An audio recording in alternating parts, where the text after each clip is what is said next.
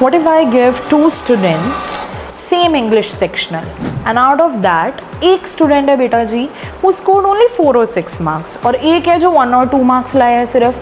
अब मैं आपसे पूछूँ who is better? आप बोलोगे मैम बट ऑब्वियस 4 और 6 मार्क्स वाला, क्योंकि मैम हो सकता है उसकी रीडिंग स्पीड एंड ऑल अच्छी है. यार मैम वो तो फिर टॉपर हुआ ना. नो डियर, वो कहाँ से टॉपर हुआ और आप कहाँ से फेलियर हुए अगर आपके 1 और 2 मार्क्स है? नो, तो मिथ है यार. सी द थिंग इज, मैं ये नहीं कह सकती कि उसकी रीडिंग स्किल्स बहुत अच्छी हैं या कुछ है, नहीं, बट मैं उसके इस मार्क्स से इतना बता सकती हूँ और आपके कम मार्क्स से इतना बता सकती हूँ दैट उसकी कॉम्प्रिहेंशन स्किल्स बहुत अच्छी हैं.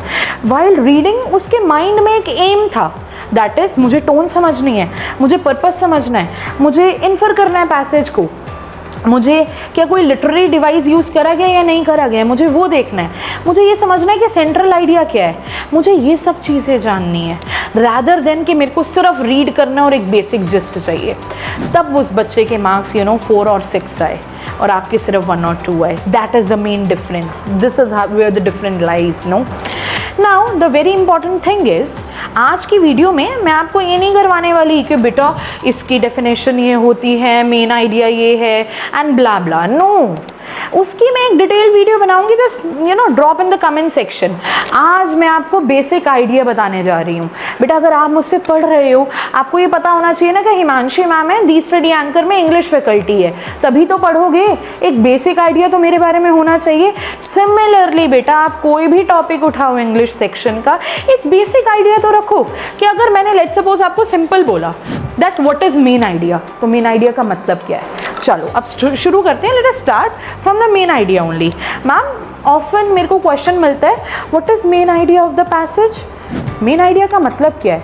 बड़ा सिंपल सिनेरियो है. हमें see the very important thing is, हम चीज़ों को यहाँ लेते हैं, हमें चीज़ों को यहाँ लेकर जाना है एंड बड़े ईजिली क्रैक करना है. Okay, main idea very simple. अगर मैंने पैसेज पढ़ा और मुझे अपने दोस्त को बताना है कि ये पैसेज किस बारे में है, if I need to tell my friend and simple words 1-2 लाइनों में ही बताना है कि यार ये पैसेज इस चीज़ के बारे में है, वो आपका main idea of the passage है.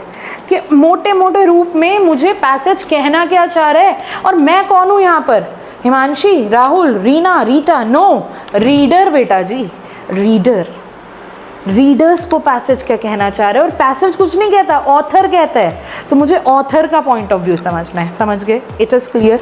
Now let's suppose the second query is कि ma'am what is the author's tone. सबसे पहला चीज़, ऑथर का जो टोन है ना, बच्चा उसको मिसअंडरस्टूड करता है कि ma'am author's tone is equal to opinion of the author. No, कभी कभी ऑथर जो है कंसर्न्ड भी हो सकता है, लेकिन ज़रूरी तो नहीं है उसके अंदर टोन उसकी एंग्री होगी या सैड होगी. No, tone is the feeling of the author. वो फील क्या कर रहा है, और अब आपको उसकी फीलिंग्स क्या उसके फेशियल एक्सप्रेशन से दिखेगी? नहीं, एक तो रिटन पैसेज आएगा यार, फिर कैसे? आपको देखना पड़ेगा कि कहाँ पर किस तरीके से लाइंस प्रेजेंट करी है, कहाँ पर कोई एक्सक्लेमेटरी मार्क्स तो नहीं है, पंक्चुएशन मार्क्स कैसे कैसे लगाए हुए हैं.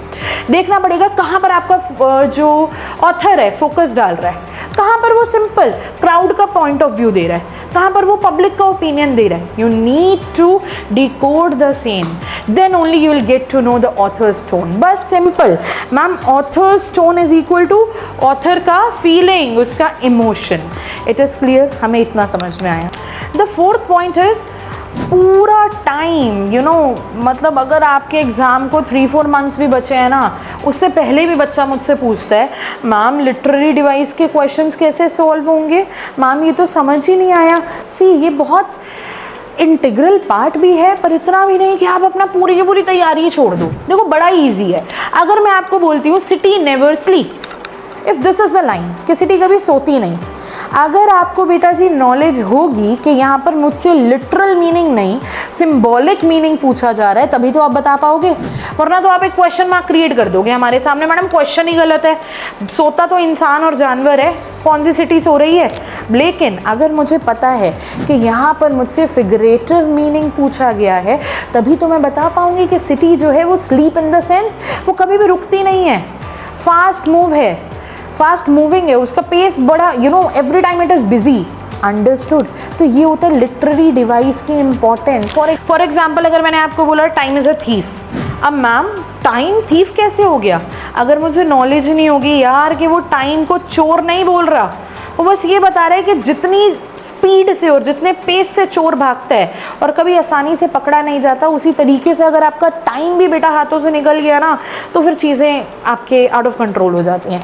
So this is what literary device is all about. अब मैंने टाइम को थीफ से कंपेयर करा, हाँ या ना? अब मतलब मैंने एक किसी नॉन लिविंग एक्टिविटी को या फिर किसी चीज़ को मैंने लिविंग पर्पस दिया, तो वो कौन सा लिटरेरी डिवाइस होगा? ये सब चीज़ें डिकोड करने के लिए ना पुत्र जी, just wait for the very next video. And अगर आपको पढ़ना है इसके बारे में, just drop down each and every literary device which is very important from CLAT perspective, उसकी वीडियो आपको मिलेगी। Now the very last point बेटा जी, जो आपका एक कोर पर्पस को कंप्लीट करता है of reading an RC is that is the specific idea. What is a specific idea of the passage? अगर मुझसे पूछ लिया जाए, मैडम एक हो गया मेन आइडिया, मेन थीम, एक हो गया स्पेसिफिक आइडिया, मुझे कुछ ज़्यादा मतलब तो कोई डिफरेंस तो लगा नहीं। क्यों नहीं लगा? स्पेसिफिक आइडिया बोला है, मेन मीन्स ओवरऑल क्या कहना चाह रहे हैं।